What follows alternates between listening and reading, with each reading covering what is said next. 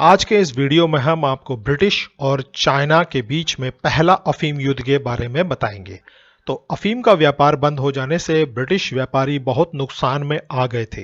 वे चाहते थे कि युद्ध आरंभ कर व्यापार संबंधी नई सुविधाएं प्राप्त करें।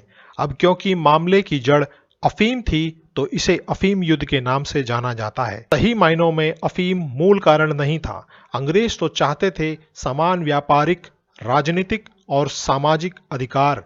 अफीम में तो सिर्फ चिंगारी का काम किया था। अगर युद्ध होने के सही मामलों के कारण जाने तो वो इस प्रकार थे। अंग्रेज भारत की तरह चीन पर भी अपना राजनीतिक प्रभाव चाहते थे। ईस्ट इंडिया कंपनी चीन पर अपना प्रभाव जमाना चाहती थी। अंग्रेज केवल कैंटन, जो कि अभी इस वक्त ग्वांगजू शहर के नाम से प्रसिद्ध है, जो कि ग्वेंडोन प्रोविंस के अंतर्गत आता है, के बंदरगाह तक सीमित नहीं रहना चाहते थे। ईस्ट इंडिया कंपनी का एक रिप्रेजेंटेटिव कैंटन में रहता था। ब्रिटिश चाहते थे कि उसे ब्रिटेन का प्रतिनिधि समझा जाए। चीनी नहीं माने। उन्होंने कैंटन में सभी को व्यापार करने के अधिकार दे दिए, जिससे अंग्रेज बौखला गए। अंग्रेज चाहते थे कि कैंटन में रहने वाले अंग्रेजों को उनके देश के कानून के अंतर्गत न्याय दिया जाए। 1784 में एक अंग्रेज की बंदूक से एक चीनी की हत्या हो गई। उसे चीनी कानून के अंतर्गत मौत की सजा दी गई थी। अंग्रेजों ने डिमांड करी कि उन्हें स्वशासन मिले, मगर चीनी सरकार नहीं मानी। विदेशी व्यापारी चीनी व्यापारियों को उधार में माल बेच दिया करते थे। धीरे धीरे उधार अधिक हो गया और यह भी एक युद्ध का कारण बना।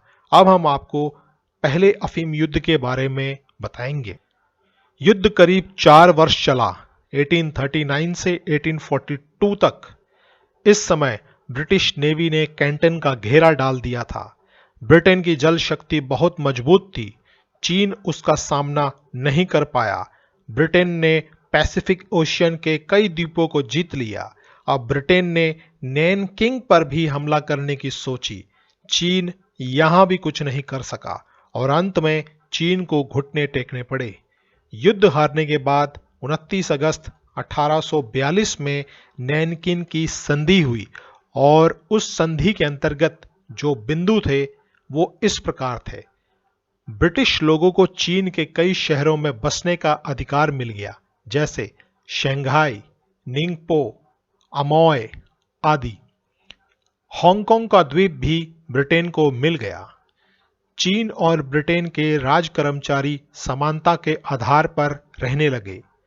ब्रिटिश व्यापारी चीनी व्यापारियों के साथ स्वतंत्र रूप से व्यापार कर सकते थे।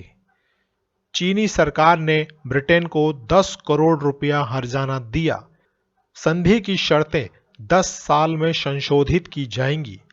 इस संधि से अब चीन की कमर टूट गई थी। यही नहीं, 8 अक्टूबर 1843 में बोग नाम की जगह पर एक और संधि हुई, जिसमें ब्रिटेन ने अपने लिए मोस्ट फेवर्ड नेशन का सिद्धांत स्वीकार करवा लिया। इसी संधि में एक और अधिकार, जिसे कहा गया राइट्स ऑफ एक्स्ट्रा टेरिटोरियलिटी, इसके अंतर्गत ब्रिटिश सिटीजन्स को चीनी भूमि पर अपने देश के कानून के अंतर्गत दंड दिया जा सकता था। इन संधियों से इंग्लैंड की धाक पूर्वी देशों में जम गई।